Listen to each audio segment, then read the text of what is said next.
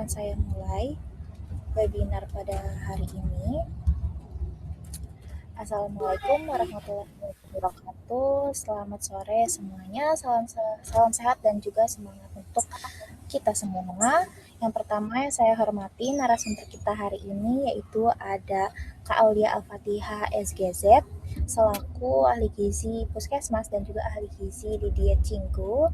Dan tentunya teman-teman peserta webinar Bisik Gizi 20 yang sudah hadir nih untuk menyimak materi pada sore hari ini. Sebelumnya perkenalkan, nama saya Ervina Aulia dari staf PT Gizi Berdaya Indonesia Nutri-It yang akan menemani dan juga memandu jalannya webinar sampai selesai nanti. Nah, puji syukur kita panjatkan kepada Tuhan Yang Maha Esa karena kita bisa berkumpul nih secara online dalam keadaan sehat untuk mengikuti webinar Bisik Gizi 20 dengan tema investasi gizi melalui pengelolaan konsumsi gula, garam, lemak, atau GGL untuk cegah penyakit kronis. Sebagai informasi, kami Nutri-It Academy ini merupakan lembaga pelatihan yang dirancang untuk membantu kamu memahami dan juga menerapkan ilmu gizi, kesehatan, dan juga pangan. Selain webinar Bisik Gizi, kita juga ada program self-paced learning, Garda Buana. Ini merupakan bincang asik seputar gizi, yaitu webinar yang diselenggarakan untuk membahas mengenai isu-isu terkini seputar gizi. Unsur materi dari webinar hari ini yaitu mulai dari batas aman hingga resiko jika berlebihan, kemudian strategi praktis untuk mengelola GGL hingga pentingnya pengelolaan GGL serta strategi action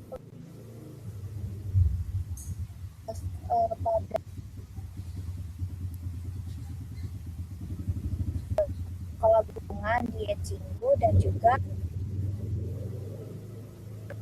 Indonesia.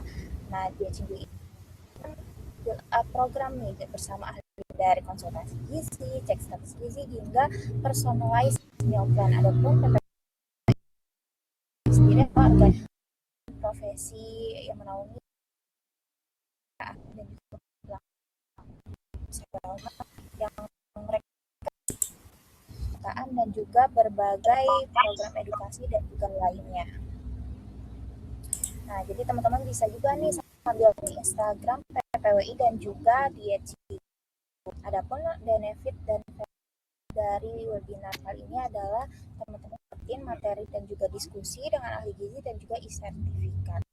Kemudian, kenapa sih kita pada hari ini membahas tentang GGL? Karena tema ini dekat banget nih dengan kehidupan sehari-hari kita, yang mana tanpa sadar mungkin makanan atau minuman yang sering kita konsumsi juga ternyata banyak mengandung gula, garam, ataupun lemak yang cukup tinggi, yang mana kalau misalnya dikonsumsi terus-menerus mungkinnya akan meningkatkan resiko berbagai penyakit seperti resiko penyakit kronis yang mungkin nanti lewat webinar ini yang nanti akan dijelaskan oleh Kak Aulia supaya kita bisa lebih jelas nih cara menghindarinya dan juga tips-tipsnya seperti itu. Nah, sebelum masuk ke acara inti, nantinya teman-teman yang belum mengerjakan pretest boleh sambil dikerjakan, lalu nanti akan ada penyampaian materi, diskusi dan tanya jawab. Jadi teman-teman udah bisa dipersiapkan aja apa yang mau ditanyain ke Kak Aulia, dan juga nantinya akan ada pengisian pre-lisensi dan post-test. Jadi diharapkan teman-teman stay tune sampai akhir. Kemudian sebelum acaranya berlanjut ke penyampaian materi, teman-teman mohon untuk mikrofonnya tetap di-mute selama pemaparan materi berlangsung, dan untuk bisa mendengarkan teman-teman bisa klik mikrofon lalu klik mendengar, dan teman-teman nantinya bisa menuliskan pertanyaan di kolom chat saat sesi diskusi nanti. Langsung aja kita masuk ke penyampaian materi. Sebelumnya aku akan bacain profil dari narasumber kita hari ini, yaitu ada Kak Aulia Al-Fatihah yang mana pada sekarang ini sedang aktif menjadi ahli gizi Puskesmas dan juga ahli gizi di Diet Cinggu, dan juga aktif di berbagai edukasi gizi dan juga kesehatan masyarakat lainnya. Nah, teman-teman bisa kepo ini LinkedIn-nya Kak Aulia dengan segudang pengalaman. Jadi diharapkan teman-teman bisa mendapatkan ilmu sebanyak-banyaknya dari Kak Aulia hari ini ya. Oke, langsung saja kita ke materi. Di sini sudah hadir Kak Aulia. Kak Aulia, apakah sudah siap, Kak?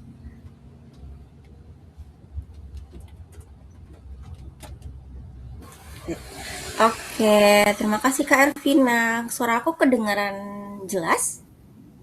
Terdengar jelas, Kak. Oke, kalau misalkan nggak kurang terdengar atau mungkin ada suara motor, mohon maaf ya. Atau bisa Ya, langsung chat aja Kak, nggak kedengeran gitu. ya siap. Oke. Oke, dipersilakan kepada Kak Aulia ya. Oke, baik sekali lagi terima kasih kepada Kak Ervina dan juga tim dari PT Gizi Berdaya Indonesia dan juga NutriIt yang telah memberikan kesempatan kepada saya untuk bisa sharing informasi terkait GGL atau gula, garam, dan lemak. Sebelumnya izinkan perkenalkan terlebih dahulu ya, walaupun tadi sudah dikenalkan sama Kak Ervina nih. Kenalin lagi, nama saya Aulia Al-Fatihah, boleh dipanggil Kak Aulia atau Aulia, boleh. Saat ini saya masih aktif sebagai ahli gizi di salah satu puskesmas Jawa Tengah, gitu. Nah, untuk kali ini mungkin kita akan sharing-sharing aja ya teman-teman ya. Kalau misalkan nanti teman-teman mau cerita, mau curhat, atau mau konsul, di sesi hari ini boleh banget nanti bisa langsung lewat kolom chat atau mungkin pas di akhir sesi. Oke, jadi hari ini kita akan cerita atau sharing informasi terkait gimana sih kita caranya supaya investasi gizi melalui pengelolaan konsumsi gula, garam, lemak supaya kita tuh bisa mencegah dari penyakit kronis gitu. Jadi investasi kita ini bukan cuma investasi saham, investasi emas, investasi tanah ya teman-teman, tapi investasi gizi buat diri kita sendiri gitu. Oke, boleh next Kak Ervina? Oke, apa aja sih topik yang kita bakalan bahas di hari ini? Yang pertama itu kita akan kenalan nih sama gula, garam, dan lemak. Kita akan kenalan mulai dari perannya, sumbernya dari mana aja, batas amannya seberapa, terus resiko kalau misalkan kita tuh berlebihan dalam mengkonsumsi gula, garam, dan juga lemak. Terus kemudian kita yang kedua juga ada akan sedikit membahas tentang makanan atau minuman yang tinggi gula, garam, dan lemak. Kayak kita tuh nggak sadar kalau ternyata makanan atau minuman kita konsumsi itu ternyata banyak atau tinggi loh kandungan gula, garam, dan lemaknya. Nanti kita akan bahas apa aja sih kira-kira makanan atau minumannya itu. Terus yang ketiga, kita akan sharing terkait strategi atau tips praktis gimana cara kita tuh supaya bisa mengelola konsumsi gula, garam, dan juga lemaknya. Terus yang terakhir kita akan action plan sederhana. Nanti aku akan mengajak teman-teman supaya take action gitu. Oke, next. Oke, materi yang pertama atau sharing informasi yang pertama adalah terkait untuk mengenal gula, garam, dan lemak. Jadi sebelum kita jauh dulu, kita akan kenalan nih sama apa sih gula, apa sih garam, apa sih lemak, kenapa sih ini jadi bahasan penting, kenapa sih saat ini juga Kementerian Kesehatan kok kayaknya concern banget sama gula, garam, dan lemak. Terus mungkin kalau misalkan dari teman-teman yang suka cari-cari informasi diet di sosial medianya, mesti yang dibahas juga kayaknya tiga makhluk ini ya. Gula lagi, garam lagi, lemak lagi. Kenapa sih ada apa dengan mereka bertiga? Kenapa kok selalu dibahas gitu? Nah, kita akan kenalan dulu nih sama mereka bertiga. Oke. Yang pertama kita akan kenalan sama gula. Gula ini jadi salah satu zat atau bahan ya, bahan makanan tambahan yang nggak bisa kita hindarin. Entah itu bahan tambahan atau bahkan ada di makanan itu sendiri gitu. Karena apa? Gula itu adalah bentuk molekul paling sederhana dari karbohidrat. Kita itu kan mengkonsumsi makanan setiap harinya kayaknya nggak lepas dari karbohidrat ya. Kita makan nasi, kita makan kentang, kita makan jagung, kita makan ubi, singkong, dan lain sebagainya. Pasti ada kandungan karbohidratnya, dan di dalam karbohidrat itu ada gulanya, itu pasti gitu. Nah, biasanya kita mungkin pernah dengar ada karbohidrat sederhana dan juga ada karbohidrat kompleks. Nah, yang kita akan bahas lebih rinci nanti mungkin di karbohidrat simple atau sederhana, di mana kita mungkin pernah dengar ada istilah monosakarida, disakarida, ya. Monosakarida atau disakarida, kata awalan mono, di, poli, itu tuh menunjukkan jumlah gula yang berkaitan di dalam suatu makanan atau minuman. Jadi molekul gulanya itu ada berapa sih? Kalau kita akan bahas yang kali ini adalah lebih detail nanti di karbohidrat sederhana, yaitu tentang si monosakarida dan disakarida. Nah, lanjut kakak.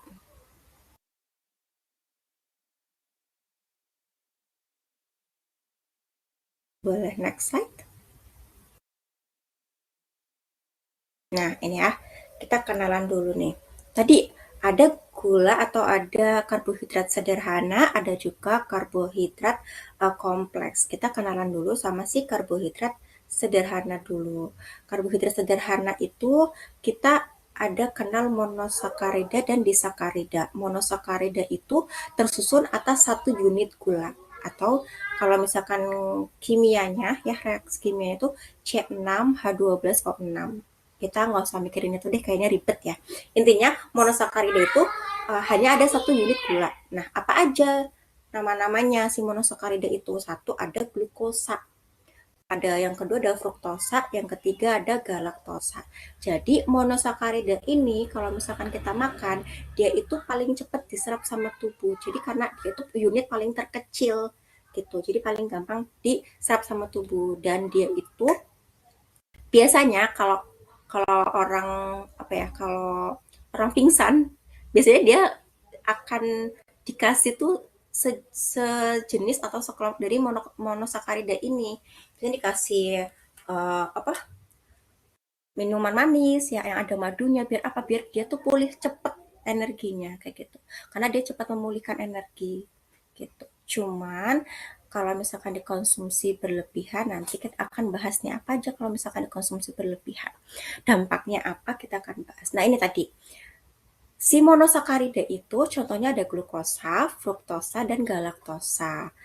Sumbernya dari mana aja? Kalau glukosa itu dari madu, buah juga sebagian ada glukosanya, terus jagung juga ada glukosanya gitu.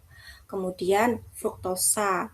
Fruktosa ini sering kita sebut dengan gula yang ada di buah gitu. Jadi buah-buahan itu rata-rata manisnya itu dari fruktosa. Kemudian ada galaktosa.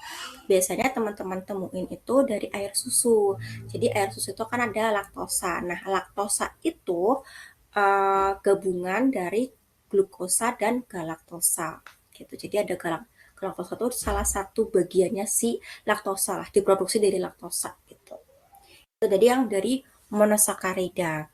Kemudian selanjutnya ada disakarida. Disakarida ini gula-gula yang di monosakarida tadi dia berikatan gitu. Apa aja? Yang pertama ada sukrosa. Sukrosa itu gabungan dari glukosa dan juga fruktosa. Contohnya apa? Contohnya kita bisa temuin di gula tebu, gula aren. Gula tebu itu gula pasir ya teman-teman ya, kalau misalkan teman-teman sering konsumsi gitu. Ya, sering kita temuin tuh sukrosa ini gitu.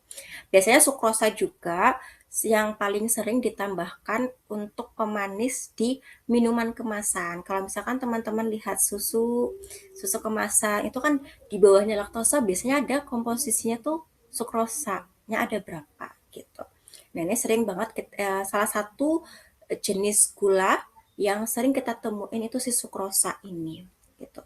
Kemudian contoh dari disakarida lainnya adalah laktosa. Tadi ya, laktosa itu ada di susu sapi atau susu hewan dan juga ada di ASI. ASI juga ada laktosanya ya teman-teman ya. Gitu. Terus ada juga maltosa. Maltosa ini dia ada di gandum, ada juga di kecambah. Makanya kalau misalkan teman-teman sering lihat iklan minuman oats, minuman yang ada gandumnya, pasti nanti dia akan ada munculin logo tuh, mengandung maltosa gitu. Biasanya sering banget muncul ada mengandung maltosa gitu. Itu tadi dari si kelompok disakarida atau gula sederhana, karbohidrat sederhana disakarida atau yang tersusun dari 2 unit gula. Kemudian, nah ini ada nih, selain dari monosakarida dan disakarida, kita juga kenal karbohidrat kompleks atau si polisakarida. Poli kan artinya banyak, jadi dia tuh terdiri dari beberapa atau dari banyak monosakarida. Contohnya apa? Satu pati. Pati ini yang bikin rasa manis di mulut kalau kita tuh lagi konsumsi nasi gitu, nasi, ubi, kentang, atau jenis karbohidrat kompleks lainnya gitu. Biasanya biji-bijian juga bisa kita rasa kalau misalnya kita makan nasi nih kadang ada manis-manisnya gitu ya. Nah itu dari pati gitu. Kemudian ada serat. Serat juga masuk ke dalam kelompok polisakarida. Serat itu dari mana? Dari sayuran juga bisa, dari buah-buahan juga bisa gitu. Kemudian ada juga glikogen. Glikogen ini kayak simpanan ya. Simpanan gula yang ada di otot.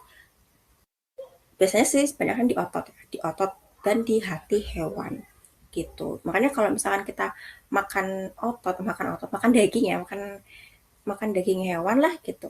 Makan stick lah misalkan gitu, itu kan kerasa gitu, ada rasa manisnya, walaupun manisnya itu tipis banget, nggak kayak kita kalau makan permen atau kalau kita makan eh, apa ya, gula, beda.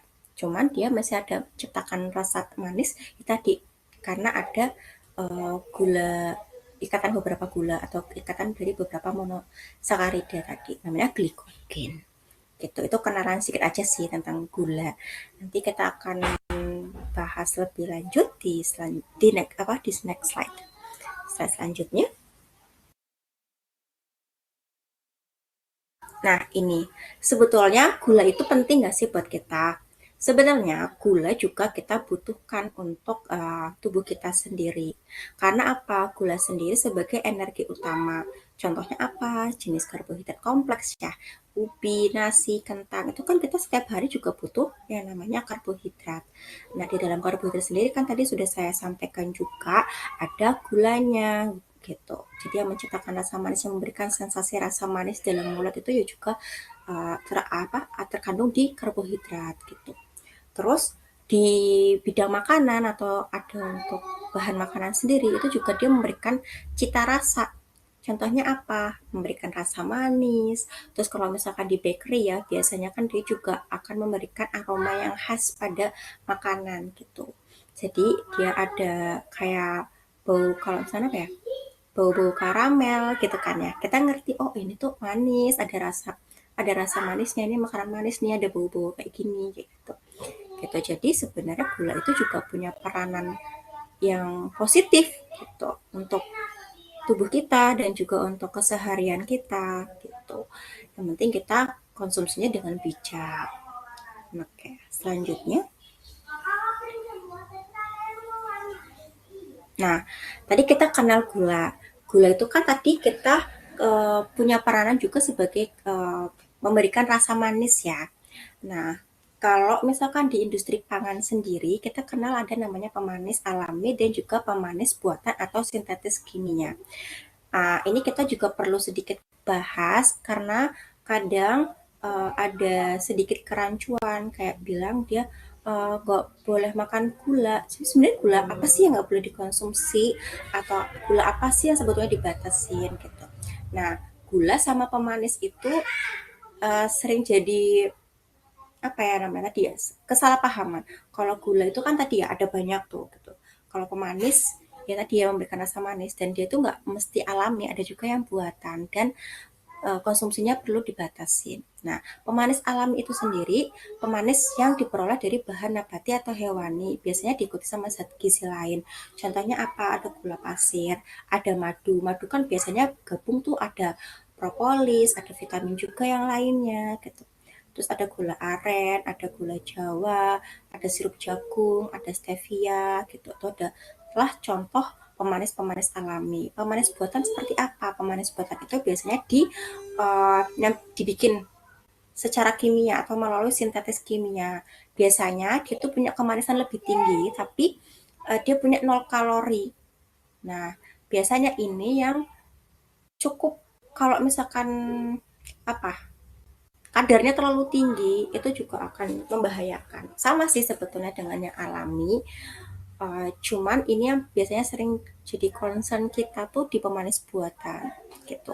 Ada contohnya aspartam, sakarin, sukralosa. Teman-teman mungkin kalau lihat aspartam itu kayak di minuman tiga tiga pemanis buatan itu biasanya ada di minuman-minuman kemasan atau minuman-minuman yang apa ya, kalau anak kecil tuh biasanya es cekek ya, es minuman yang harus diseduh. Nah itu ada banyak aspartamnya, ada sakarin, sukralosa juga banyak. Gitu. Ini adalah contoh-contoh pemanis. Nanti kita tuh akan membahas lebih lanjut terkait pemanis dan pemanis alami dan pemanis buatan di nanti di tentang strategi dalam konsumsinya di materi ketiga. Tuh. Ya, ini sampai sini mungkin terkait si kenalan sama si gulanya. Oke, next slide. Nah, setelah kita kenalan sama si gula, kita kenalan sama si garam. Garam ini merupakan sumber utama natrium atau sodium dalam pangan, atau biasanya kita sebut NaCl ya. Senyawa kimianya namanya NaCl gitu. Terus perannya untuk apa? Nah, sebenarnya dia juga punya peranan positif di dalam tubuh, yaitu menjaga keseimbangan cairan tubuh gitu. Jadi kalau misalkan kita konsumsi garam dalam keseharian, ya kita sebenarnya butuh juga, kita butuh garam. Kita nggak harus menghindari garam, cuman ada batasannya gitu. Karena garam atau natrium sendiri di dalam tubuh kita juga punya peranan yang penting gitu. Kalau misalkan nggak ada garam, nggak ada natrium ya, kita sebut nggak ada natrium, nggak ada sodium di dalam tubuh kita, kita tuh metabolismenya kurang sempurna gitu, kurang optimal. Atau pengaturan makanan, pengaturan di dalam tubuh, pengaturan cairan di dalam tubuh itu akan kurang optimal gitu. Selanjutnya, nah sumber garam itu dari mana?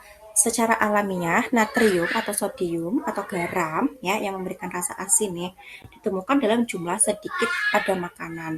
Seperti apa? Seperti pada sayuran, buah-buahan segar, biji-bijian utuh, bahkan ada di daging, ada di protein, sumber-sumber protein hewan ya kayak tadi daging atau di jeroan juga ada kayak gitu. Nah, kalau natrium sendiri juga biasanya ada penambahannya gitu. Biasanya dalam jumlah besar, ditemukan dalam jumlah besar itu di makanan olahan, di makanan kemasan, di makanan awetan. Contohnya seperti apa? Seperti keju juga ada, roti, sereal yang untuk sarapan, daging olahan seperti kornet, sosis, terus di mie instan ya, di bumbunya mie instan itu juga banyak. Jadi kita bisa ketemu sama natrium dalam jumlah besar itu di makanan-makanan olahan kebanyakan. Atau buah awetan yang di kaleng itu juga akan kita temukan kadar natrium yang cukup besar gitu. Next. Nah, setelah itu kita kenalan lagi sama si lemak. Lemak dalam pangan. Lemak dalam pangan ini merupakan lemak yang terdapat dalam bahan pangan dan dapat digunakan oleh tubuh manusia. Jadi, kalau misalkan kita sebenarnya butuh lemak ya teman-teman. Lemak itu kan zat yang akan memberi energi juga buat tubuh kita. Dia akan menjadi cadangan energi kalau kita kekurangan karbohidrat, kalau kita kekurangan protein, dia akan jadi sumber energi buat tubuh kita. Terus juga membantu metabolisme lemak dan juga membantu penyerapannya vitamin A, vitamin D, vitamin E, vitamin K. Jadi buat teman-teman yang takut sama lemak, ya nggak usah takut-takut banget, karena lemak juga dibutuhkan sama tubuh kita. Kadang kalau misalkan yang cewek-cewek nih, seringnya kayak aku nggak mau makan ini, aku takut lemaknya aku tambah banyak gitu. Oh mau makan berlemaknya, nanti kita boleh kok sebetulnya kita makan makanan yang berlemak, cuman berlemaknya seperti apa yang kita boleh konsumsi, lemak yang seperti apa yang kita konsumsi, nanti kita juga akan bahas itu supaya Mmm, massa lemak di dalam tubuh kita nggak berlebihan dan juga nggak akan bikin obesitas di dalam tubuh, nggak akan berdampak negatif untuk tubuh kita, gitu. Next, Kakak. Nah, sumber-sumber lemak nih, sumber lemak itu ada lemak jenuh, ada lemak tak jenuh, ada kolesterol. Kita akan kenalan dulu sama lemak tak jenuh ya, teman-teman. Jadi lemak tak jenuh ini biasa disebut sebagai lemak baik gitu. Ada apa aja? Ada monounsaturated fatty acid atau MUFA dan juga asam lemak tak jenuh ganda atau polyunsaturated fatty acid atau PUFA. Biasanya ditemukan di mana? Nah, kalau lemak tak jenuh itu biasanya berbentuk asam linoleat. Biasanya itu di biji bunga matahari, di minyak jagung, minyak kedelai gitu. Terus ada juga kita sering kenal asam lemak omega 6 yang ada di sayuran. Terus ada juga asam lemak omega 3 yang biasanya ada di telur, di minyak ikan gitu ya. Terus ada EPA, DHA gitu. Itu juga banyak di ikan, di makanan, di ikan-ikan laut terutama gitu. Jadi itu makanan boleh yang kita boleh konsumsi. Salah satu contoh lemak tak jenuh lainnya juga kita bisa ketemuin di buah alpukat gitu. Nah, ini lemak tak jenuh ini salah satu lemak yang dianjurkan untuk dikonsumsi karena bisa menyehatkan organ-organ penting kita, organ jantung, organ otak juga gitu. Jadi konsumsinya ini masih boleh dikonsumsi harian gitu. Nah, tapi ada beberapa lemak yang perlu dibatasi. Contohnya apa? Lemak jenuh dan juga kolesterol. Nah, lemak jenuh sama kolesterol ini biasanya kita sebut atau orang awam itu biasanya sebutnya lemak jahat gitu kan, ada ya. Ini ada lemak baik, ini ada lemak jahat gitu. Nah, ini nih si yang biasa kita sebut dengan lemak jahat itu si lemak jenuh dan juga kolesterol. Lemak jenuh ini contohnya biasanya kita dapetin dari daging-daging merah, kulit ayam, ada di mentega, keju, minyak kelapa, minyak sawit, gorengan, produk susu tinggi lemak. Nah, ini tuh kaya akan lemak jenuh. Konsumsinya perlu dibatasin karena apa? Kalau kita konsumsi terlalu tinggi lemak jenuh nanti akan membawa dampak negatif ke tubuh kita gitu. Begitupun juga dengan kita ketika kita mengkonsumsi kolesterol. Nah, kalau kolesterol sendiri ini hanya ditemukan pada produk-produk hewani yang paling banyak kandungan kolesterolnya adalah di jeroan. Jadi kayak contohnya ada hati ayam, ampela, otak, usus. Nah, itu tuh perlu kita batasin konsumsinya. Atau yang mungkin sudah punya kolesterol tinggi, yo berarti dikurangin atau bahkan dihindarin gitu. Sumber kolesterol lainnya juga kita bisa ditemukan di kuning telur. Terus di seafood seperti udang, cumi, kerang gitu. Itu banyak kolesterolnya. Tinggi sama kolesterol. Terus daging-dagingan merah dan juga mentega. Gitu. Tadi tuh dari sumber-sumber lemak. Nah, lanjut. Kalau saya ngomongnya kecepatan, bilang ya teman-teman. Takutnya ini kau ngerap. Oke, lanjut kakak.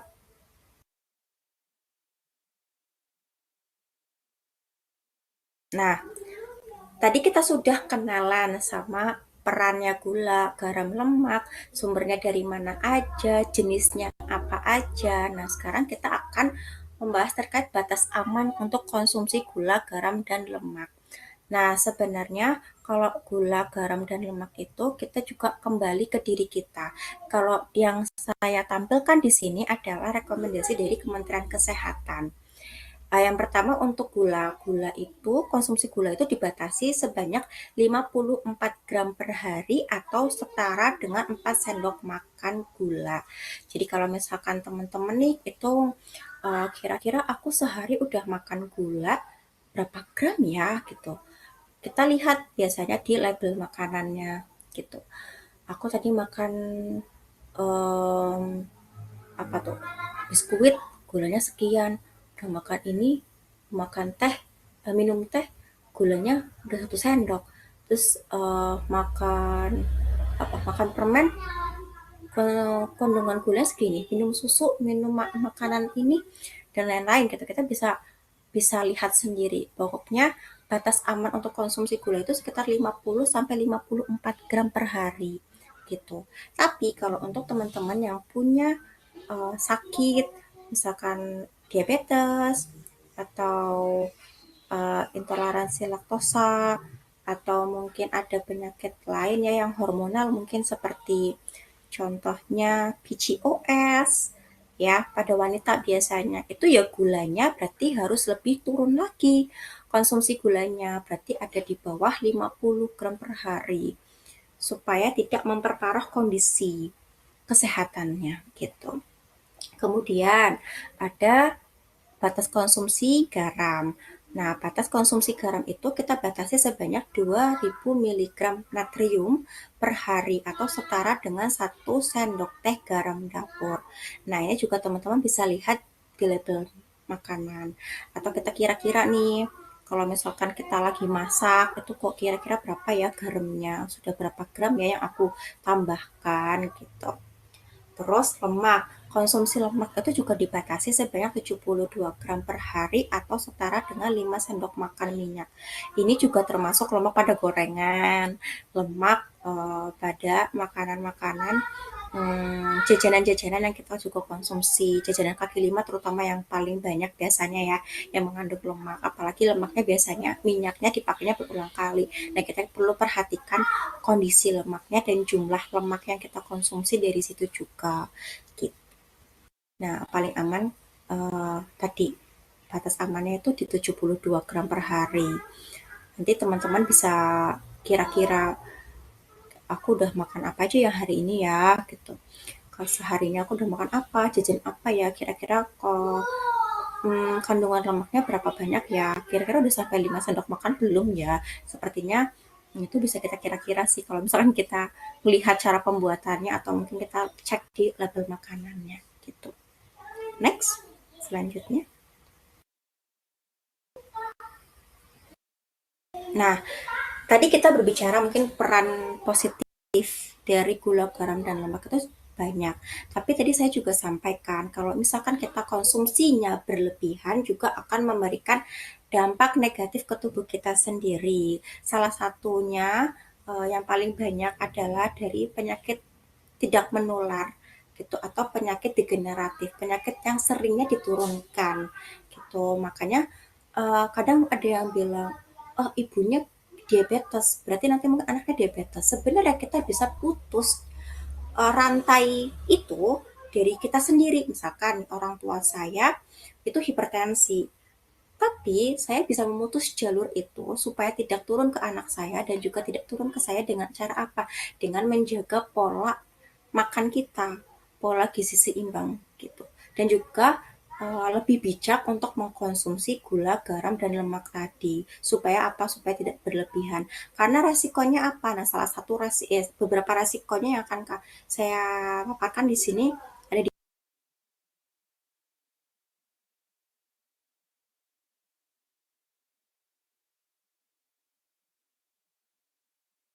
obesitas ini kenapa sih sering banget? Karena gini, gula, garam, lemak berlebih itu kan punya kalori yang jadi kita juga konsumsi kalori juga otomatis berlebihan gitu. Dia juga akan membawa apa jadi kalau misalnya kita konsumsi gula berlebihan nih, kan di tubuh kita tuh ada hormon yang gunanya atau fungsinya tuh nangkep-nangkepin gula gitu. Namanya si insulin. Nanti kita kaitannya sama si diabetes mellitus tadi.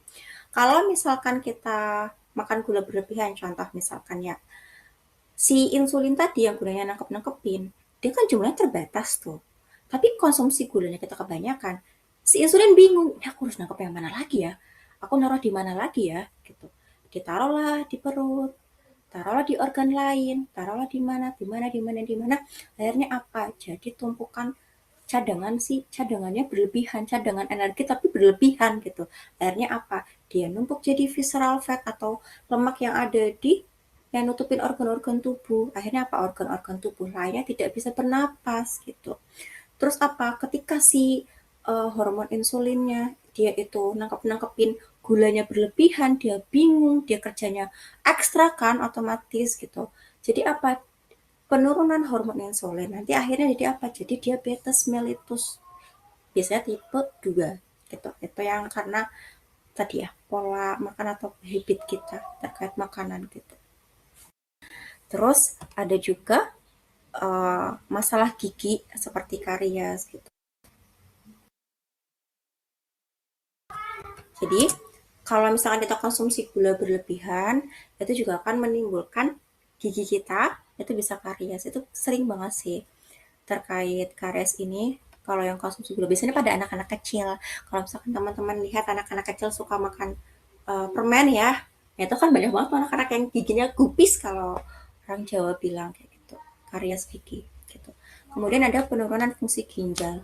Ketika gula, garam, dan lemak berlebihan, ginjal itu kan yang untuk menyaring menyaring molekul-molekul ya, menyaring apa yang kita makan gitu. Penyaring lah kita sebutnya. Kalau itu berlebihan dia bingung. Ini apa yang aku mau saring kok banyak banget ya gitu si ginjalnya. Lama-lama apa dia berlubang banyak besar, turunlah fungsi dia yang harusnya dia menyaring makanan, menyaring zat-zat lain yang harus disaring, malah nggak tersaring, akhirnya apa rusak dia ginjalnya itu gitu ya. Terus yang selanjutnya apa contohnya? Hipertensi ini biasanya karena konsumsi garamnya berlebihan gitu. Jadi tekanan darahnya itu naik. Kenapa tekanan darah bisa naik? Nah, tadi bisa karena ada penyumbatan pembuluh darah, juga bisa ada aterosklerosis. Nah, itu teman-teman bisa lihat ya. Jadi pembuluh darah kita itu kayak pipa, teman-teman. Gitu kan. Ibarat pipa nih. Pipa, kalau misalkan kita konsumsi gula, garam, lemak yang berlebihan, itu pipa kita nih, pembuluh darah kita nih jadi plak, nempel di sini, nempel di sini. Akhirnya apa? Aliran darahnya nggak bisa ngalir dengan lancar gitu. Jadi nyumbat, nyumbat, nyumbat. Nah, kalau penyumbatan itu dia kayak yang digambar, ya, itu nanti bisa apa? Bisa jadi serangan jantung dadakan. Makanya sekarang banyak banget yang terjadi apa ya? Serangan jantung mendadak gitu ya. Tuh. Dan akhirnya nanti jadi penyakit jantung. Itu beberapa contoh kalau misalkan kita konsumsi gula, garam dan lemaknya berlebihan. Selanjutnya, Kak Ervina. Oke. Nah, ini kita akan ketemu sama jebakan gula, garam, dan lemak pada makanan. Oke, next, Kakak. Nah, biasanya kita nggak sadar kalau konsumsi kecap, saus, itu tuh ternyata kita lihat ya teman-teman, yang hijau itu adalah salah satu merek kecap terkenal. Kalau kita sekali makan itu ada 14 mili ya, atau katakanlah 1 sendok makan kecap ditaruh tuh di kita, itu sudah menyumbang 400 miligram natrium atau garam ke tubuh kita. Ya, padahal kita tuh butuh dalam 1 hari itu hanya 2000 miligram saja per hari. Tapi kita sudah nyumbang dari 400. Belum kalau misalkan kita makan jajan ada sausnya. Gitu. Tambah lagi. Terus misalkan tambah lagi misalkan dari mie instan kita makan. Nah, sudah di jumlah tuh berapa? Otomatis kan kemungkinan besar akan berlebihan gitu. Terus saus juga sama. Ini salah satu saus yang saya highlight juga di situ ya. Kandungan garamnya juga ternyata tinggi ya. Bisa memenuhi 18% untuk kebutuhan harian kita. 270 miligram. Gitu. Gulanya pun sama. Sudah 4 gram. Yang kalau kecap itu bisa sekitar 13 sampai 15 gram per sekali kita konsumsi. Gitu. Next, Kakak. Selain itu juga ada pada mie instan. Nah, teman-teman bisa lihat ya, garam atau kandungan natrium di dalam mie instan itu tuh sekali makan kita bisa makan 860 miligram. Bahkan tadi saya lihat di salah satu kemasan mie instan itu 950 miligram. Sudah ada sekitar berarti menyumbang 63% untuk kebutuhan kita. Bayangin kalau kita 1 hari udah makan mie instan, makan jajannya pakai beli somai misalkan pakai kecapnya berlebihan, pakai saus, kita belum makan jajan yang lain, bayangin aja itu udah banyak banget toh pasti gitu. Jadi kita bijak-bijak aja. Makanya kalau makan mie instan boleh tapi tidak terlalu sering karena lihat kandungan natriumnya saja sudah hampir memenuhi kebutuhan kita separohnya, belum kita dari makanan yang lain gitu. Next, jebakan apa lagi yang kita bisa temuin? Oke, di kemasan yogurt atau di jus kemasan atau bahkan di minuman-minuman atau makanan yang punya label sehat gitu. Kita lihat, ternyata kandungan gulanya ya tinggi gitu ya. Itu salah satu yogurt yang kita temuin. Satu kali minum atau satu kali sajian, dia nilai gulanya atau kita bisa konsumsi 31 gram gula sendiri. Ya, terus jus kemasan, gulanya bisa 17 gram. Garamnya 75 miligram. Itu kan itu cukup tinggi ya teman-teman. Kita bisa lihat di label makanan kalau misalkan kita pengen tahu berapa sih kandungan natrium sama gulanya. Terus kita tuh harus konsumsi berapa kali sih gitu biar aman-aman aja gitu. Next kakak. Nah, ini ya, perlu diingat tentang jebakan gula, garam, dan lemak pada makanan. Jadi banyak makanan atau minuman yang tanpa kita sadari sebenarnya kita tuh sudah banyak mengkonsumsi gula, garam, lemak di dalam makanan atau minuman tersebut gitu. Makanan atau minuman tadi yang saya sampaikan, yang saya tampilkan gambarnya itu hanya contoh dari banyaknya makanan atau minuman yang memiliki gula, garam, dan juga lemak yang tinggi. Maka dari itu kita perlu bijak untuk konsumsinya. Dan jangan lupa kayak misalnya kita makan kerupuk juga itu gulanya juga tinggi gitu. Terus kandungan lemaknya juga tinggi. Makanya kita kalau makan kerupuk itu yang wajar-wajar saja gitu. Next. Selanjutnya.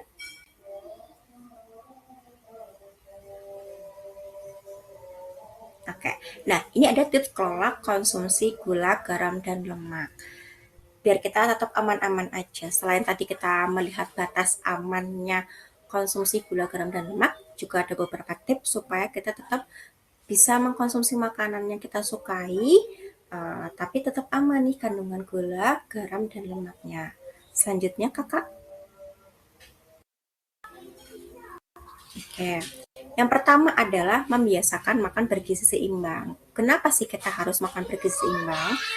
Karena kalau misalkan kita makan bergizi seimbang, asupan gizi yang masuk ke tubuh kita juga akan beragam. Kita kan butuh ada karbohidrat, ada protein, ada lemak, ada sayuran, dan juga ada buah-buahan yang kita harus konsumsi ya.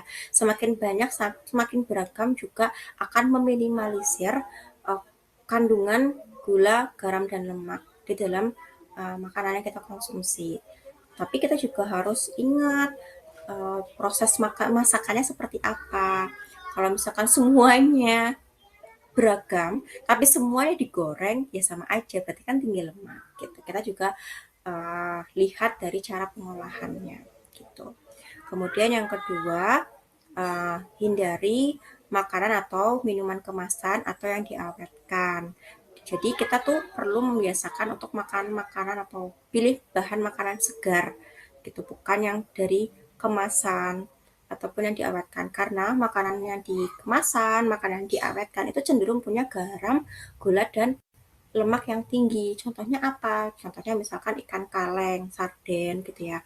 Terus kornet, sosis, nugget, terus apalagi buah-buah kaleng ya, itu kan banyak banget itu. Kalau misalkan teman-teman lihat tuh di label makanannya, di label di informasi nilai gizinya itu pasti natriumnya tuh tinggi banget gitu. Terus yang ketiga, bijak konsumsi makanan kolesterol tinggi. Telur ada kolesterolnya nggak ada di kuning telur.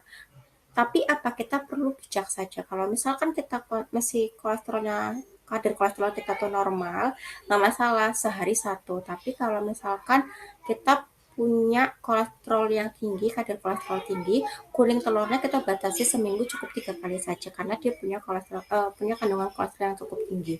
Yang kita perhatikan betul-betul adalah membatasi atau kalau bisa dihindari makanan jeroan, ya hati, otak, ampela itu kalau bisa kita mulai tuh hindarin di usia kita ya, di usia 20 tahun ke atas itu kita kalau bisa udah mulai bijak dalam mengkonsumsi jeroan walaupun jeroan itu enak. Kulit juga kalau bisa dikurangin. Seafood kayak kerang, udang, cumi itu kita boleh tetap konsumsi tapi dalam jumlah terbatas gitu. Makanya kita kalau misalkan konsumsi jenis protein itu kita kalau bisa beragam. Jadi nggak misalkan makannya tuh hati ayam, celotehan pelat, terus kita bisa nih selang-seling. Hari ini kita makan telur, besok kita makan ikan, nanti ada makan ayam gitu. Jadi konsumsi kita dalam satu hari itu juga tidak akan berlebihan gitu. Kemudian yang keempat adalah batasi penggunaan penyedap. Nah, biasanya penyedap ini tinggi akan natrium.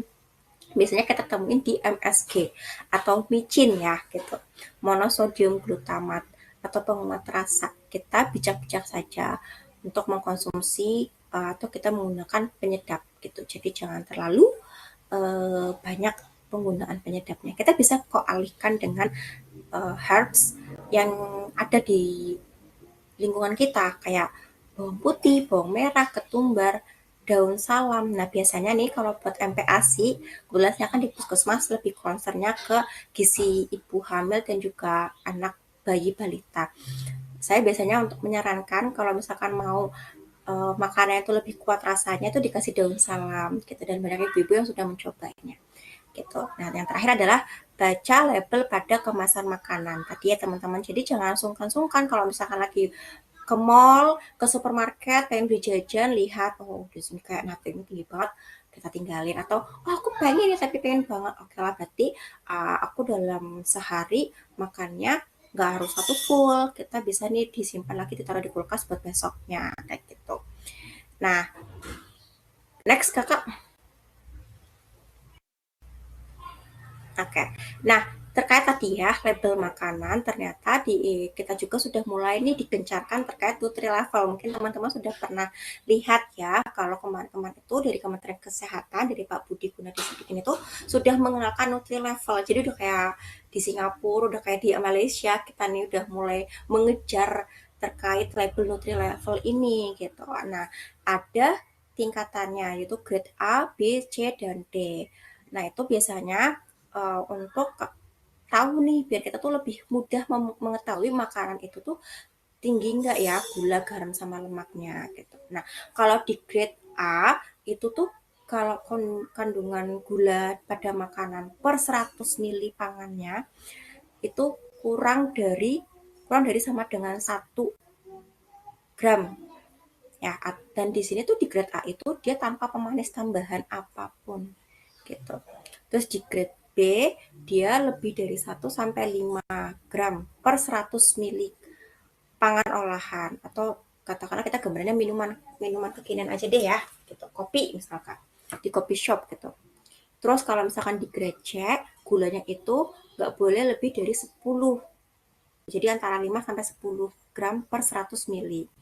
Kalau di D, di grade D itu gulanya itu lebih dari 10. Jadi kalau misalkan teman-teman menemukan makanan atau minuman yang dapat grade D, berarti makanannya atau minumannya tidak boleh dikonsumsi setiap hari.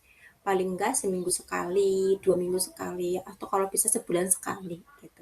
Karena ini sudah tinggi gitu. Terus yang garam, kalau di grade A dia itu kandungannya kurang dari sama dengan 5 miligram per 100 mili. Terus kalau yang di grade B itu kurang dari 5 maaf lebih dari 5 tapi kurang dari sama dengan 120. Kalau yang C lebih dari 120 sampai 500. Kalau D itu lebih dari 500 miligram. Terus kalau lemaknya di grade A itu kurang dari 0,7 gram.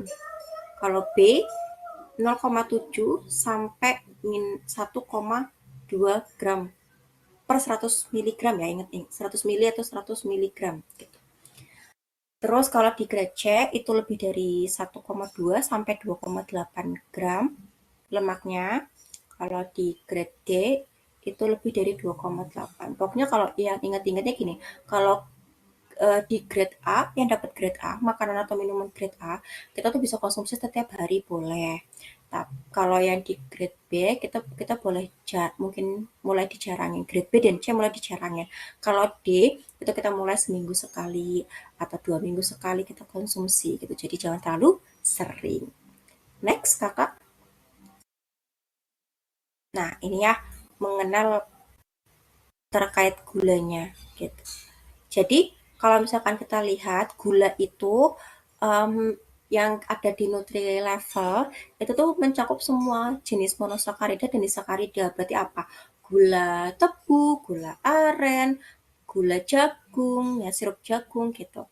Terus ada apalagi tuh banyak ya tadi ya kita sebutkan satu persatu. Tapi kecuali laktosa, laktosa itu tidak termasuk dalam hitungan gula. Jadi kalau misalkan teman-teman nih uh, nemu susu misalkan, biasanya di label susu itu ada kandungan gulanya itu 18 gitu, 18 gram. Tapi di situ ada tulisan laktosanya, laktosanya 8 gram misalkan gitu. Berarti gula tambahannya itu 19 dikurangi 8 gram, berarti 11 gram. Nah, 11 gram itu tadi per berapa mili gitu. Per berapa mili. Nah, itu contohnya ada di uh, slide yang saya share ya. Gitu. Nanti bisa dibaca atau bisa dibaca di keputusan Menteri Kesehatan terkait Nutri Level. Nanti teman-teman bisa buka di situ lebih detailnya. Gitu. Itu gambaran aja teman-teman. Gitu. Selanjutnya, nah ini ya tadi. Jadi kita bisa hitung sendiri sebetulnya. Nah kalau misalkan yang ini terkait nilai numeriknya aja sih. Tapi kalau misalkan untuk memudahkan ya teman-teman bisa lihat di makanan atau minuman di kemasannya itu sudah ada beberapa sudah ada nutri levelnya. Contoh kalau misalkan teman-teman beli, ini saya nggak promosi ya, tapi yang sudah dikenalkan sama Kementerian Kesehatan itu ada di Fore sama di Singfutang kalau nggak salah itu sudah menerapkan nutri level gitu. Oke, next. Nah, oke. Ini adalah sesi terakhir yaitu terkait action plan sederhana. Silakan dari teman-teman memulai apa ya? Kita bisa mulai untuk tadi satu, kalau misalkan teman-teman mau makan cemilan atau makan kemasan bisa mulai baca label makanannya, kemasannya ya, dari kandungan natriumnya, gulanya, atau juga lemaknya gitu. Terus yang kedua, uh, kita bikin action plan 3 dulu aja deh ya, yang bisa teman-teman lakukan nih mulai dari sekarang. Tadi yang pertama kita bisa mulai dari baca label kemasan kalau misalkan kita mau beli sesuatu atau kita mau konsumsi sesuatu. Yang kedua kita bisa membiasakan makan makanan bergizi dan beraneka ragam supaya kita tidak terlalu banyak konsumsi gula, garam, dan lemaknya. Kemudian yang ketiga kita batasi makanan-makanan yang diawetkan. Jadi kita lebih pilih makanan-makanan yang menggunakan bahan-bahan segar atau bahan-bahan yang tidak diawetkan ataupun dalam makanan kemasan. Itu aja, coba kita terapkan 3 itu saja untuk memulai atau membiasakan tubuh kita supaya tidak konsumsi gula, garam, dan lemak yang berlebihan. Mungkin itu aja dari saya. Terima kasih. Saya kembalikan ke Kak Ervina. Baik, terima kasih banyak Kakak Aulia atas materi yang udah disampaikan ya. Materinya sangat menarik ya tentang GGL dan pastinya sangat bermanfaat banget nih untuk kita semua. Kita jadi tahu kalau misalnya ternyata walaupun GGL ini dibatasi sebenarnya mereka tuh bermanfaat untuk tubuh kita. Tapi kalau misalnya kita konsumsinya berlebihan, nah itulah yang bahaya yang mana sayangnya memang makanan di sekitar kita tuh ternyata tanpa kita ketahui atau kita sadari tinggi nih gulanya, garamnya, lemaknya kayak kecap-kecapan dan lain sebagainya. Nah, tadi juga Kak Aulia mention ya untuk ngajak kita semua melakukan perubahan pola hidup, pola makan gitu ya. 3 hal. Yang pertama tuh baca label pangan, yang kedua biasakan makanan bergizi dan juga beraneka ragam, dan yang ketiga itu kita batasi makanan yang diawetkan atau kita bisa biasakan makanan yang segar atau yang tidak diawetkan. Teman-teman bisa mulai itu dari sekarang karena kalau tidak sekarang kapan lagi. Nah, mungkin Betul. setelah webinar ini kita bisa lebih aware nih ya untuk makanan yang kita konsumsi sehari-hari. Oke, mungkin kita bisa lanjut ke sesi tanya jawab. Untuk pertanyaan, teman-teman bisa ketikkan saja di kolom chat. Nantinya saya akan bacakan untuk Kak Aulia.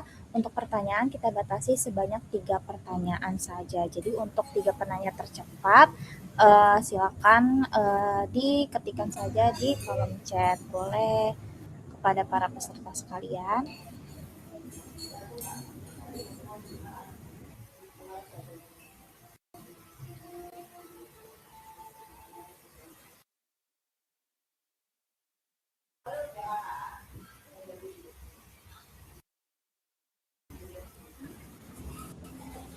Yuk teman-teman boleh sambil diketik nih pertanyaan untuk Kak Aulia karena tadi materinya bagus sekali.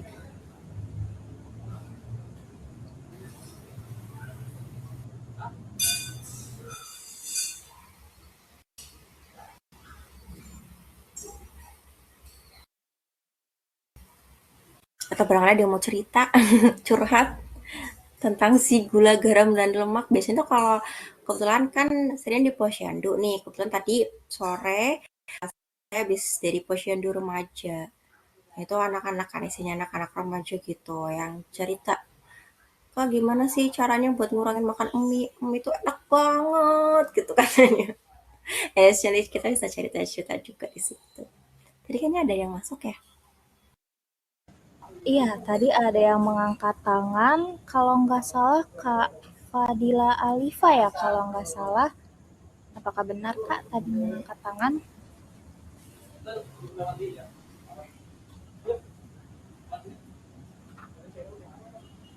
Oke, nih sudah ada pertanyaan yang masuk nih dari Kak Afitri. Tadi belum sempat disinggung Kak mengenai lemak trans. Saya sering dengar itu, boleh dijelaskan lebih lanjut gak Kak Aul? Terima kasih Kak. Nah, boleh nih Kak dijelaskan mungkin lebih lanjut tentang lemak trans nih Kak. Oke, bentar ya. Lemak trans ya kakak ya. Jadi lemak trans itu kayak apa ya? Lemak tak jenuh juga. Tapi dia itu kok hilang? Ini maaf ya kameraku mati dia. Oke. Jadi lemak trans itu dia sebenarnya lemak tak jenuh, tapi karena lewat proses pemasakan, pemanasan yang biasanya tuh terus berulang-ulang gitu. Jadi dia jadi lemak trans. Nah, ini tuh jadi kayak berbahaya ya kalau misalkan dikonsumsinya juga berlebihan. Contoh lemak trans itu kayak contoh santan yang dipanasin berkali-kali gitu. Jadi santan yang dipanasin berkali-kali, terus habis itu kayak gorengan, kita beli gorengan di kaki lima itu kan minyaknya juga berulang-ulang ya teman-teman. Pakainya berulang-ulang sampai berubah warna kecoklatan, bahkan sampai hitam gitu. Nah,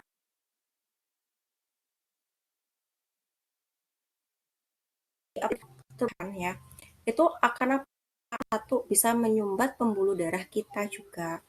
Terus habis itu bisa ningkatin tekanan darah juga bisa kayak gitu. Jadi intinya si lemak trans tadi itu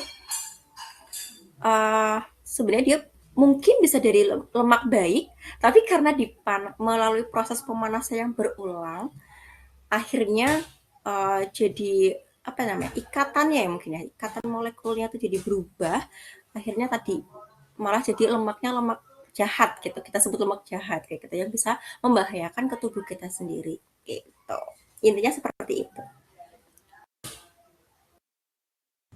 Oke, terima kasih banyak Kak Aulia atas jawabannya. Bagaimana Kak Fitri? Apakah sudah jelas Kak? Oke, jadi katanya, jadi itu juga sama ya Kak, perlu dibatasi juga. Iya, perlu dibatasi. Ini perlu dibatasi banget kalau ini. Soalnya karena dia udah merusak molekul lemaknya itu sendiri ya gitu. Jadi ya benar-benar harus dibatasin gitu. Sebenarnya kalau misalkan kita lihat makan beli gorengan deh di kaki lima, kita lihat minyaknya udah udah hitam kan kadang kita juga aduh agak gimana gitu kan. Kalau nggak lihat mungkin gorengannya enak nih, tapi kalau misalnya kita lihat sebenarnya kayaknya minyaknya udah banyak banget dipakai berulang-ulang gitu. Nah itu tadi minyak minyak apa lemak trans salah satu contoh lemak trans yang benar-benar bisa membahayakan tubuh kita dan harus dibatasi kalau bisa dihindarin gitu. Efeknya banyak. Oh, Mm-mm. oke. Nah, aku juga mau tanya nih Kak, tadi kan Kakak sempat cerita ya kalau misalnya tadi ada remaja yang nanya gimana sih Kak caranya ngurangin konsumsi mie instan. Nah, sebenarnya tuh GGL Mm-mm. ini kan akibatnya tuh ke penyakit kronis yang mana kita tahu kalau misalnya penyakit kayak diabetes, jantung dan lain sebagainya bahkan hipertensi itu sebenarnya banyak menyerang di usia lanjut gitu kan. Nah, Mm-mm. sebenarnya apakah mungkin juga ke umur-umur yang masih muda nih kayak misalnya masih remaja kayak gitu apalagi tadi soalnya tadi ada remaja juga kan yang nanya apakah Iya. bisa tuh terjadi ke remaja gara-gara susah mengontrol konsumsi GGL ini. Oke. Jadi, apakah bisa terjadi di usia remaja, di usia muda? Bisa banget. Karena kebetulan saya di puskesmas, itu sering banget ketemu sama yang sepantaran sama saya, masih umurnya 20-an, bahkan anak-anak sekolah kan, kita kan sering juga ya kunjungan ke sekolah, dia sudah punya diabetes mellitus tipe 2 karena dia punya kebiasaan ini sering konsumsi sekarang kan anak-anak muda tuh suka ngopi ya, nongki-nongki cantik gitu. Minum makanan-makanan atau minuman-minuman yang kekinian, jajannya seblak, minumnya es boba gitu. Nah, itu kan kadar gulanya itu kan tinggi dan dia jarang sarapan, dia nggak suka makan sayur, dia nggak imbangin dengan protein yang cukup. Nah, akhirnya apa? Penumpukan atau eh, penumpukan lemaknya juga di dalam tubuh juga ada, gulanya juga semakin tinggi, si hormon insulinnya pankreasnya juga dia nggak bisa apa ya nggak bisa memetabolisme gula tadi dengan baik akhirnya apa hormon insulinnya kerjanya berantakan dia nggak bisa ngelola gula dengan baik yang tadi timbulnya tadi si diabetes juga. Nah selain itu aku juga kan sering bekerja sama dengan kebidanan ya. Jadi di kelas ibu hamil, di kelas pranikah gitu juga kami sering temu kasus yang wanita itu ada PCOS. Mungkin pernah dengar ya teman-temannya PCOS itu gangguan salah satu gangguan yang ada di ovarium perempuan gitu. Jadi yang akhirnya bikin siklus haidnya nggak lancar, sering haidnya juga sakit gitu.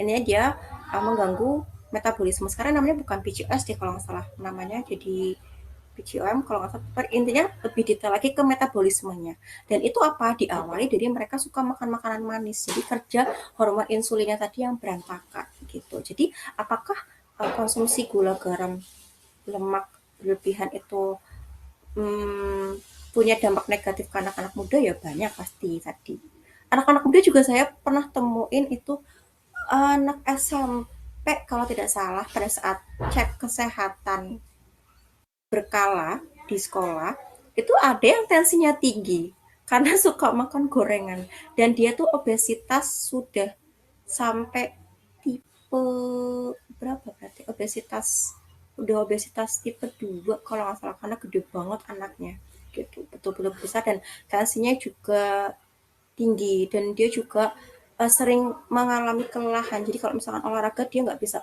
ikut olahraga terus karena jantungnya dia berdebar kencang itu dari pola makan teman-teman jadi gitu jadi apalagi sekarang ya jajanannya macam-macam jadi ya pasti mungkin banyak banget kita temuin di luar sana anak-anak muda yang sudah kena hipertensi kena PCOS gangguan metabolisme terus apa diabetes juga ada gitu gitu Oke, jadi menjaga pola makan jangan tunggu kita udah tua dulu ya Kak ya. Jadi harus dari betul. muda Karena supaya tidak kita supaya pas tua kita tetap sehat begitu ya Kak. betul, karena tua kita itu adalah cerminan kita pada saat muda, kita makannya seperti apa, pola hidup kita seperti apa.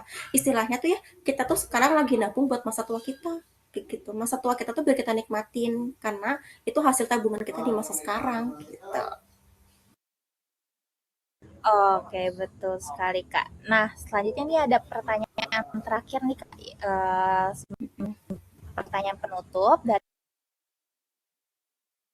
pentingnya membatasi GGL setelah terkena penyakit seperti diabetes mellitus, hipertensi, padahal konsumsi UPF yang tinggi gula, garam, lemak itu udah jadi bagian dari pola makan sehari-hari masyarakat modern. Nah, boleh dijawab nih Kak Aulia.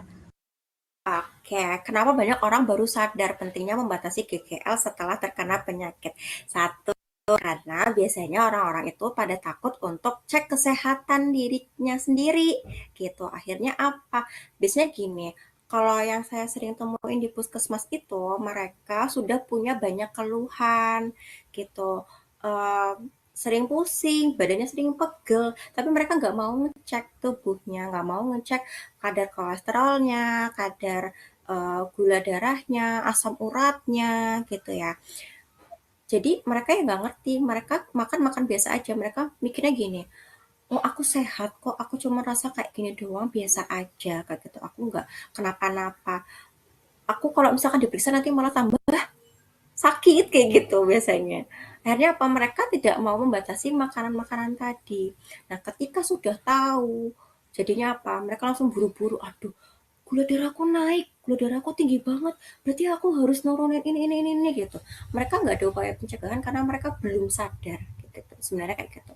Jadi dari mindsetnya mereka dulu satu, mereka masih takut gitu, masih bahwa pemeriksaan kesehatan atau kesadaran mereka tentang kesehatan itu masih rendah mungkin juga bisa, atau mungkin masih tabu bahwa kita tuh periksa cuman karena kita sakit, padahal kita bisa loh kontrol kesehatan rutin untuk mengetahui kesehatan tubuh kita. Jadi kita bisa dapat upaya pencegahan. Kalau misalkan, oke, kadar gula darah kita masih aman, berarti aku tetap harus menjaga makananku, pola hidup aku supaya tetap stabil gula darahnya biar jangan sampai naik gitu. Jadi jangan aku buru-buru membatasi gula garam lemak ketika aku sudah punya diabetes mellitus kayak gitu. Tadi ya satu karena kesadaran tentang kesehatannya masih rendah gitu.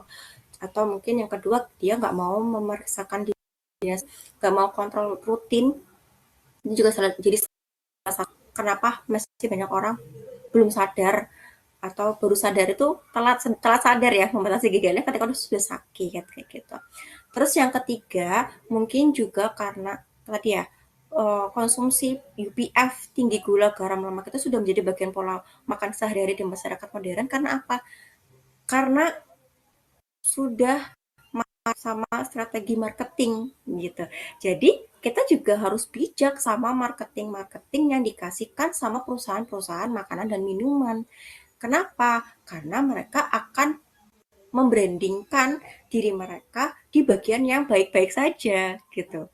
Coba kalau misalnya tadi kita lihat di beberapa makanan yang jebakan-jebakan gula, yang punya jebakan gula, garam, lemak yang tinggi gitu. Contohnya pada kemasan minuman isotonik mungkin ya. Terus minuman yang contoh yogurt. Yogurt kan kita kenal sehat ya. Sumber prebiotik, probiotik gitu. Terus jus gitu. Jus kita kenal juga sehat. Tapi kalau misalkan kita lihat lagi, mereka brandingnya seperti apa? Branding mereka kan bukan kenalkan ini jus yang tinggi gula. Enggak kan? Tapi apa? Minum ini setiap hari supaya sehat dan bisa memenuhi vitamin kalian gitu kan. Vitamin kalian. Jadi yang kita kenal di mereka ya branding bagus gitu. Tapi kita nggak lihat ke belakangnya prosesnya gimana gitu. Terus penambahan gula garamnya seperti apa gitu. Karena kita kena strategi marketingnya mereka kayak gitu. Kenapa banyak orang baru sadar pentingnya membatasi gula garam lemak? Ya tadi balik lagi ke kesadaran mereka sendiri tentang kesehatan dan juga mungkin sekarang lebih marak branding-branding positif di terkait strategi marketing perusahaan makanan dan minuman daripada mereka secara gamblang memberikan sisi negatif. Biasanya kan kalau sisi negatif yang dikasih sama perusahaan makanan atau minuman kan cuma dikasih bintang kecil tuh di kemasannya ya, tidak boleh dikonsumsi atau makanan ini mengandung gula, mengandung alergen yang tidak boleh dikonsumsi oleh bla bla bla bla bla. Tapi yang mereka gencarkan di sosial media, di televisi itu kan branding positifnya. Harus bijak dari situ gitu. Jadi mungkin banyak orang yang baru sadar pentingnya GGL ketika sudah punya penyakit ya tadi gitu. Karena mereka menganggap makanan-makanan yang mereka konsumsi masih baik-baik saja dan masih batas aman dan mereka tidak mau mengecek kesehatan mereka secara rutin. Mereka masih tabu bahwa cek kesehatan ya kalau misalkan sakit aja, nggak sakit ya udah nggak usah gitu. Padahal dengan kita cek kesehatan rutin, sekarang kan udah ada CKG nih, udah ada cek kesehatan gratis dari pemerintah yang setiap 1 tahun sekali ya kita bisa lihat profil kolesterol kita, profil lemak kita, profil gula darah kita rutin. Untuk salah satunya buat kita lebih aware sama pembatasan gula garam lemak kita supaya nggak kita batasin ketika sudah kita kena sakit gitu. Gitu Kak Eka, mungkin seperti itu. Baik, terima kasih Kak Aulia. Jadi memang kalau bisa kita sudah sadar tentang bahayanya GGL tuh udah sebelum dari kita sakit ya. Makanya itu adanya webinar ini supaya kita Mm-mm. bisa meningkatkan kesadaran diri kita sendiri dan mungkin juga orang-orang sekitar kita. Oke, terima kasih banyak Kak Aulia atas waktunya dan mungkin teman-teman jangan pergi dulu dari webinar. Silakan untuk mengisi presensi dan prosesnya. Kemudian materinya juga sudah saya kirimkan di kolom chat. Silakan untuk dicek. Untuk materinya itu spesial hanya untuk teman-teman yang hadir di webinar kali ini. Jadi harap di save boleh linknya. Kemudian ini ada tutorial unduh sertifikat, teman-teman bisa klik, bisa buka website tampil, login, dan juga nanti teman-teman bisa klik tombol panah bagian atas dan juga klik tombol sertifikat saya dan bisa diunduh. Cuman ini bisa didapatkan setelah nanti beberapa menit setelah webinar ini selesai. Kemudian jangan lupa follow dan subscribe media sosial NutriIt dan juga PPWI dan juga Diet Cinggu. Sambil teman-teman mengisi post testnya, silakan saya sebagai moderator Evina Aulia Roza mewakili panitia dan tim yang lain mengucapkan terima kasih banyak yang sebesar-besarnya kepada Kak Aulia Al-Fatihah selaku narasumber yang telah memberikan materi yang sangat bagus ya hari ini, dan juga saya mengucapkan terima kasih kepada seluruh peserta yang sudah hadir dan juga aktif di webinar Bisik Gizi 20 hari ini. Saya mohon maaf apabila dalam memandu acara hari ini ada kekurangan dan juga kesalahan kata. Dengan begitu, saya sebagai moderator pamit undur diri. Terima kasih banyak Kak Aulia dan juga teman-teman sekalian. Wassalamualaikum warahmatullahi wabarakatuh. Waalaikumsalam warahmatullahi wabarakatuh. Terima kasih teman-teman semuanya. Pamit undur diri ya. Sehat selalu. Assalamualaikum. Waalaikumsalam. Terima kasih banyak Kak.